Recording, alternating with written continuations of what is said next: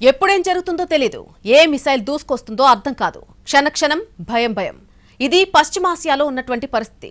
ఫిబ్రవరి 28న మొదలైన యుద్ధం ఇంకా కంటిన్యూ అవుతూనే ఉంది. రోజు రోజుకు తీవ్రత పెరుగుతుందే తప్ప తగ్గడం లేదు.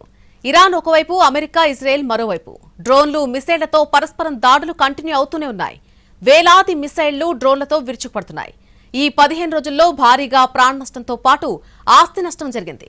ఒక్క ఇరాన్లోనే 1400 మంది చనిపోయారు. మరొక 18,500 మందికి పైగా గాయాలయ్యాయి. ఇరాన్లోని టెహ్రాన్, ఇస్ఫహాన్ నగరాలు బాగా దెబ్బతిన్నాయి. ఇటు ఇజ్రాయెల్లోని టెల్ అవీవ్ పరిస్థితి కూడా అలాగే కనిపిస్తోంది. గల్ఫ్ దేశాల్లోనూ టెన్షన్ కంటిన్యూ అవుతోంది. ఇరాన్ దాడులతో బిక్కుబిక్కుమంటూ కాలం వెళ్లదీస్తున్నారు అక్కడి జనం.